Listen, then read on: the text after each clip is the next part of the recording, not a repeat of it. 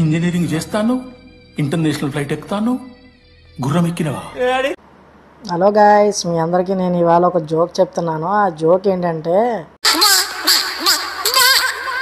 ఏదో తేడాగా ఉందేంటి? ఇంకా జోక్ చెప్పకముందే మీరు అదేం పెద్ద జోక పగలబడి నవ్వడానికి కారం లేని పచ్చళ్ళగా. ఇలా చేస్తే ఎలా? జోక్ చెప్పాలిగా. నీచులు ఎప్పుడు నీచగానే మాట్లాడతారు రావు గారు, మీకు తెలియదే ఉంది. మీరు కానీ మీరు కూడా కానివ్వండి. అనగనగా ఓ రాజు ఉన్నారు. ఆ రాజుకి 7 కొడుకులు. 7 వేటకెళ్ళి 7 చేపలు తీసుకొచ్చారు. ఎందుకు ఈ బాబును అలా కొడుతున్నారు? సాటి మనిషిని రుచించడం. ఆ 7 చేపలలో ఒక చేప ఎండలేదు.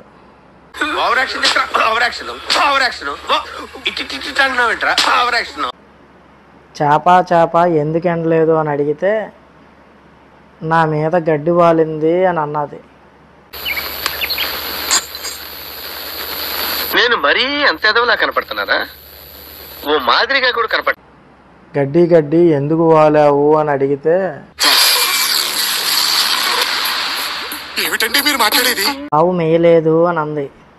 ఆవు ఎందుకు మేయలేదు అని అంటే, లడ్డు డాడీ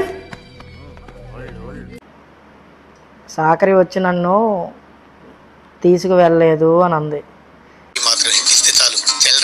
సాకరి ఎందుకు ఆవు నిప్పలేదు అని అంటే,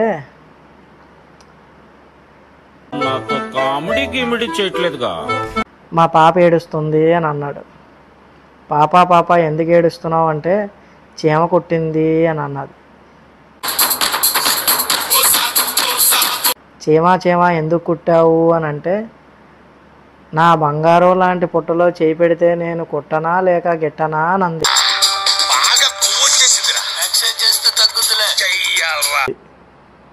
సో దీన్ని బట్టి మీకు ఏం అర్థమైంది? మంచితనానికి రోజులు కాదు సరే, మంచోడిని త్వరగా దేవుడు తీసుకెళ్ళిపోయాడు అంటారు.